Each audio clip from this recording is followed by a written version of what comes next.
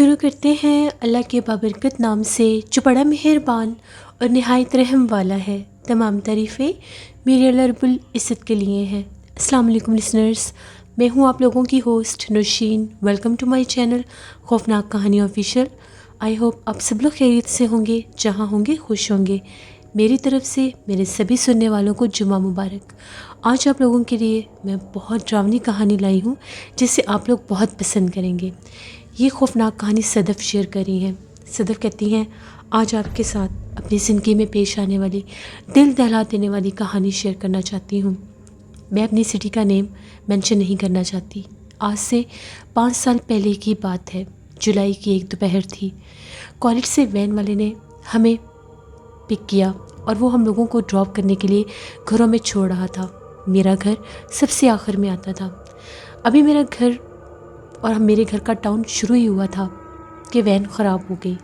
When والے نے بہت کوشش کی کہ وین کو سٹارٹ کر سکے، لیکن وین سٹارٹ نہیں ہو رہی تھی اور گرمی بھی بے تحاشا تھی۔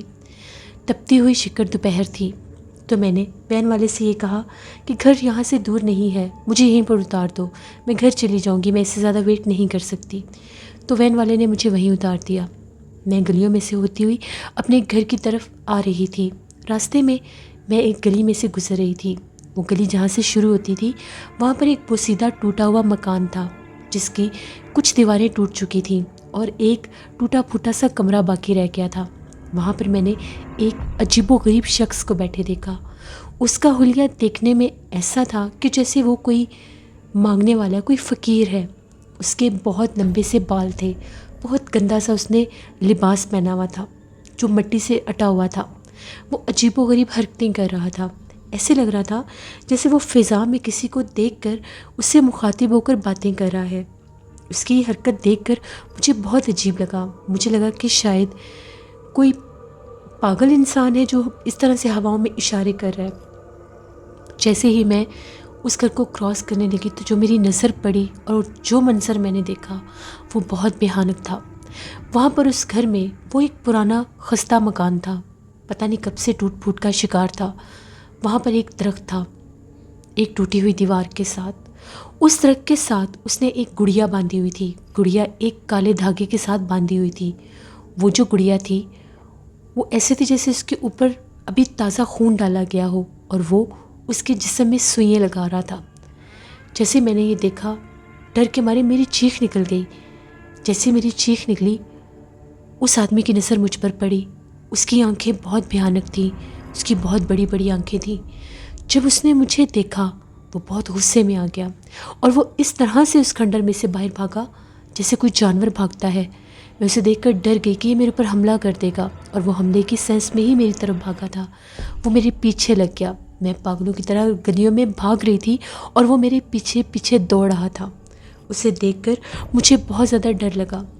مجھے نہیں پتا کہ میں کیسے اپنی جان بچا کر اپنے گھر کی طرف بھاگی۔ وہ میری گلی تک میرے پیچھے بھاگا۔ ساری گلیاں سنسان تھیں، وہ مکانوں کی گلیاں تھیں۔ وہاں پر کوئی سڑک نہیں آتی تھی کہ جہاں پر کوئی رش ہوتا۔ کوئی بھی باہر نہیں تھا، بہت تیز دھوپ تھی۔ میں گھر پہنچی تو گھر کا دروازہ کھلا تھا۔ میں جیسے اپنے گھر میں داخل ہوئی میں نے زور سے دروازہ بند کیا۔ میری حالت بہت زیادہ غیر تھی، میں بہت ڈری ہوئی تھی۔ مجھے سمجھ میں نہیں آ رہا تھا کہ میں کیا کروں۔ میں بھاگتی ہوئی کمرے میں گئی۔ امی میرے پیچھے آئیں کہ پتہ نہیں اس کو کیا ہوا ہے۔ امی پہلے گیٹ کی طرف گئی، میں نے شور مچا دیا گیٹ مت کھولنا۔ انہیں لگا کہ شاید اس کے پیچھے کوئی لگا ہوا ہے جو اتنا ڈری ہوئی ہے۔ وہ کمرے میں آئی تو میں کانپ رہی تھی، میرے چہرے کا رنگ زرد ہو چکا تھا۔ امی میری گھبراہٹ دیکھ کر سمجھ گئیں کہ وہ بات کوئی ضرور ہے۔ اس سے پہلے وہ مجھ سے کچھ پوچھتیں، وہ جا کر پانی لے کر آئیں۔ انہوں نے مجھے پانی دیا، میں نے پانی پیا۔ ابھی بھی میری حالت بہت زیادہ عجیب تھی، ہاتھ پیر کانپ رہے تھے۔ امی نے مجھے بڑی تحمل سے پوچھا کہ کیا ہوا ہے تمہیں، باہر کون تھا جس سے ڈر کر تم ایسے بھاگتی ہوئی اندر آئی ہو؟ میں نے انہیں ساری بات بتائی۔ امی ڈر گئی۔ امی نے کہا کہ گڑیا کے اوپر اگر وہ سوئیاں لگا رہا تھا اس کا مطلب ہے کہ وہ کوئی جادوگر تھا جو اس ٹوٹے پھوٹے خالی مکان میں کسی پر جادو کر رہا تھا۔ کیا اس نے ہمارا گھر بھی دیکھ لیا؟ میں نے امی سے کہا کہ جی، وہ ہمارے گھر تک آیا ہوگا کیونکہ میں نے اس کو اپنی گلی میں اپنے پیچھے بھاگتے دیکھا ہے، اور وہ بہت عجیب انداز سے بھاگ رہا تھا اور بہت زیادہ ڈراؤنی آوازیں بھی نکال رہا تھا۔ امی نے مجھے حوصلہ دیا، انشاءاللہ کچھ نہیں ہوگا، پریشان ہونے کی ضرورت نہیں ہے۔ میں اٹھی، میں نے ہاتھ منہ دھویا، کھانا کھایا اور میں سو گئی۔ اس دن تو مجھے کچھ بھی نہیں ہوا، میں نارمل تھی، بس رات بھر میں ڈرتی رہی، ایک خوف تھا میرے ذہن پر، خواب بھی مجھے کچھ ایسا ہی ڈراؤنا سا آیا۔ اگلے دن میں نے کالج سے چھٹی کر لی، میں جانا ہی نہیں چاہتی تھی، بہت زیادہ میری طبیعت بوجھل سی تھی۔ اس سے اگلے دن جب میں کالج میں گئی تو چھٹی کے بعد میں اپنے گراؤنڈ میں بیٹھی تھی، ابھی وین والے کو آنے میں کافی زیادہ دیر تھی، تو ہم سبھی جو وین فیلوز تھیں وہ ایک درخت کے نیچے بیٹھی ہوئی تھیں۔ ایک دم سے میرے ہاتھ کے اوپر خون کی تازہ بوندیں گری۔ میری فرینڈ مجھے کہتی کہ تمہارے ہاتھ پر کیا چیز ہے؟ مجھے بھی قطرے گرتے محسوس ہوئے، مجھے لگا کہ شاید پسینہ ہوگا۔ میں نے جب غور سے دیکھا تو وہ خون تھا، درخت کے اوپر سے میرے اوپر خون کے قطرے گرے۔ اوپر دیکھا تو اوپر کچھ بھی نہیں تھا، میں ڈر گئی، میں نے جلدی سے اپنے دوپٹے سے اپنا ہاتھ صاف کر لیا۔ اوپر تو کچھ بھی نہیں تھا، اور وہ مجھے یہ کہہ رہی تھی ہم نے سارا درخت بہت غور سے دیکھا، وہاں پر کچھ بھی نہیں تھا۔ ان لوگوں کو لگا کہ شاید کوئی پرندہ ہوگا، اس نے کوئی چیز پکڑی ہوگی، لیکن کچھ بھی نہیں تھا۔ میں بہت ڈر گئی، تبھی وین والا آ گیا۔ جب وین والے نے مجھے گھر چھوڑا، میں گھر آئی، میری طبیعت بہت سا خراب ہو چکی تھی، مجھے ایسا لگ رہا تھا مجھ سے چلا بھی نہیں جائے گا، میرا ایک ایک قدم اتنا وزنی ہو چکا تھا۔ امی نے جب دیکھا تو مجھ سے پوچھنے لگی کہ تمہیں کیا ہوا ہے؟ تمہاری طبیعت بہت خراب لگ رہی ہے، کیا ہوا ہے تمہیں؟ میں نے انہیں ساری بات بتائی۔ امی پریشان سی ہو گئیں، انہوں نے یہ کہا کہ تم ہاتھ منہ دھو کر کھانا کھاؤ، تو تمہارے ابو آتے ہیں تو میں ان کو بتاتی ہوں۔ میں نے یہ کہا کہ نہیں، مجھے بھوک نہیں ہے، بس مجھے نیند آ رہی تھی، میں بہت زیادہ لیزی فیل کر رہی تھی، بہت تھکا تھکا فیل کر رہی تھی۔ میں نے یونیفارم بھی چینج نہیں کیا اور میں جا کر اپنے کمرے میں سو گئی، بہت گہری نیند سوئی۔ ایک دم سے مجھے احساس ہوا کہ جیسے میرے کمرے میں کوئی آیا ہے، اور وہ جیسے اس نے آ کر مجھے جگانے کی کوشش کی ہے، اس کی بہت وزنی آواز تھی۔ میری آنکھ کھلی تو کمرے میں گھپ اندھیرا تھا، میں بہت ڈر گئی۔ جیسے ہی اٹھی باہر نکلی، امی ٹی وی لاؤنج میں بیٹھی تھیں۔ امی نے مجھے دیکھا کہ میں جاگ گئی ہوں تو میں ان کے پاس جا کر بیٹھ گئی۔ میں نے انہیں بتایا کہ ابھی ایسے لگا کہ جیسے میرے کان میں آ کر کوئی بولا ہے، تو امی کہتی نہیں بس تم ڈری ہوئی ہو، کچھ بھی نہیں ہے ایسا۔ میں نے ہاتھ منہ دھویا، فریش ہوئی، کھانا کھایا۔ آج بھی بہت زیادہ گرمی تھی، تو میں نے امی سے یہ کہا کہ میں چھت پر جاتی ہوں، تھوڑی دیر فریش ہو جاؤں گی۔ آج میں پہلی بار اپنے گھر کی 3rd فلور پر گئی۔ موسٹ آف میں 2nd فلور تک ہی رہتی تھی، وہاں پر بھی کافی بڑا ٹیرس تھا، لیکن آج میرا دل چاہ رہا تھا کہ میں 3rd فلور پر جاؤں، تو میں 3rd فلور پر چلی گئی۔ ہم لوگوں کا چھت کافی زیادہ اونچا تھا، میں وہاں پر چارپائی پر کافی دیر بیٹھی رہی، بہت پیارا موسم تھا۔ دیکھتے ہی دیکھتے مغرب ہو گئی، مجھے اتنا اچھا لگا میں وہیں پر لیٹ گئی۔ یہ بھی احساس نہیں ہوا کہ اندھیرا ہونے والا ہے۔ امی مجھے آوازیں دے رہی تھیں اور میں ان کو یہ کہہ رہی تھی کہ بس میں ابھی آ رہی ہوں۔ ایسے لگ رہا تھا جیسے کوئی زبردستی مجھے وہاں پر سلانے کی کوشش کر رہا ہے۔ وہیں پر میں لیٹ گئی۔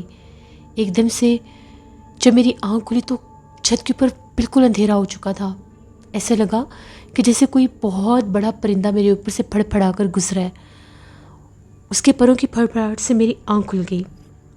جب میں نے دیکھا تو میں چھت پر اکیلی تھی، میں جلدی سے اٹھ کر نیچے آنے لگی تو میں نے چھت کے کونے میں کسی کو بیٹھے دیکھا، اس کی آنکھیں چمک رہی تھیں اور وہ پاؤں کے بل کونے میں بیٹھا ہوا تھا۔ بس یہ دیکھنے کی دیر تھی، میں چیخیں مارتی ہوئی نیچے بھاگی۔ 3ری منزل سے پہلی منزل تک آنا بہت مشکل تھا، میں چیخ رہی تھی، شور مچا رہی تھی۔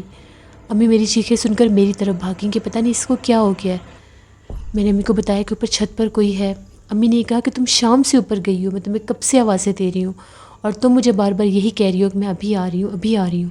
پھر میں نے زور اس لیے نہیں دیا کہ چلو تم فریش ہو رہی ہوگی، میں بہت ڈری ہوئی تھی، میں اونچا اونچا رو رہی تھی، امی مجھے بچا لیں، مجھے بہت ڈر لگ رہا ہے۔ امی نے پھر مجھے دم کیا، آیت الکرسی پڑھ کر میرے اوپر پھونکی۔ امی نے کہا کہ اب چھت پر مت جانا، مجھے تو بہت سا بخار ہو گیا تھا۔ امی نے مجھے کمرے میں لٹایا، وہ میرے پاس ہی بیٹھی رہی۔ میں ان کو بار بار کہہ رہی تھی کہ باہر مت جائیں، مجھے بہت ڈر لگ رہا ہے۔ امی نے کہا کہ میں نہیں جاتی باہر، میں تمہارے پاس ہی ہوں۔ تھوڑی دیر کے بعد ابو آ گئے۔ ابو نے بھی دیکھا مجھے بہت سا بخار تھا، ابو جلدی سے ڈاکٹر کو بلا کر لائے۔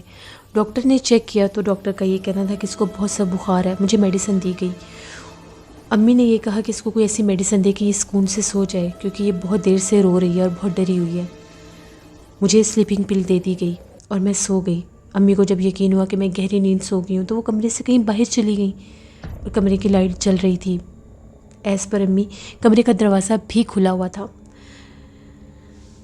میں تو گہری نیند میں سوئی ہوئی تھی، تبھی میں خواب میں کیا دیکھتی ہوں کہ میرے کمرے میں بہت بھیانک چہرے والا وہی شخص آیا ہے، اور وہ بالکل میرے پاس کھڑا ہو کر اس کے ہاتھ میں وہی گڑیا ہے، اور وہ مجھے یہ کہہ رہا ہے کہ میں تمہیں جان سے مار دوں گا، تم نے میرے جادو کا عمل توڑ دیا ہے، اگر تم میرے جادو کے عمل کو نہ دیکھتی تو میں تمہیں کچھ بھی نہ کہتا، اب میں تمہیں نہیں چھوڑوں گا، تمہارے پیچھے میں نے اپنے جنات کو لگا دیا ہے۔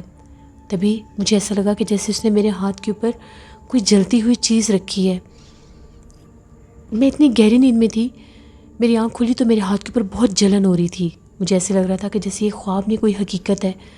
اسی ٹائم میں نے اپنے کمرے سے کسی کو باہر نکلتے دیکھا، اس کا قد بہت زیادہ دراز تھا، میں چیخیں مارنے لگی، امی کمرے میں بھاگتی ہوئی کمرے کی لائٹ آن کی، امی کہہ رہی تھی میں نے تو کمرے کی لائٹ آف کی ہی نہیں، دیکھا تو میرا ہاتھ بہت زیادہ ریڈ ہوا ہوا تھا، میرے ہاتھ کے اوپر ایسے نشان تھا کہ جیسے کسی کا ہاتھ پکڑ کر کوئی آگ کے اوپر کر دیتا ہے اور اس کا ہاتھ جل جاتا ہے۔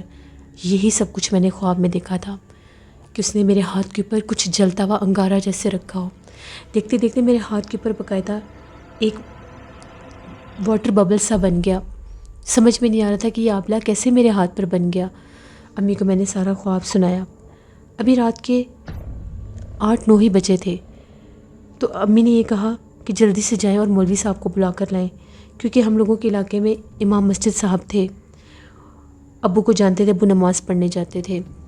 جب وہ ان کو بلا کر لائے، انہوں نے آ کر میرا ہاتھ دیکھا، دم کیا، تو ان کا یہ کہنا تھا کہ آپ کی بیٹی کے اوپر جادو کا وار ہوا ہے، جو خواب اس سے آیا ہے وہی اس کو حقیقت میں دکھائی دی ہے، تو میں اس کو ٹھیک نہیں کر سکتا، میں دم کر سکتا ہوں، لیکن آپ کو اس کا توڑ کروانا پڑے گا۔ ابو نے کہا کہ ٹھیک ہے۔ ابو نے میرے چھوٹے چاچو کو فون کیا، وہ بھی آ گئے، چاچو نے بھی میرا ہاتھ دیکھا، چاچو ایک آدمی کو جانتے تھے، چاچو نے کہا کہ وہ کالے عملیات اور یہ جادوگری کے کام جانتا ہے۔ جہاں پر میری چاچو کی شاپ تھی وہاں پر انہیں وہ آدمی ملا تھا اور چاچو اسے جانتے تھے، چاچو نے اس سے رابطہ کیا تو اس نے یہ کہا، تو اس آدمی نے یہ کہا کہ وہ اس ٹائم تو نہیں، صبح آ سکتا ہے، صبح 9 بجے اس نے ہمارے گھر آنا تھا۔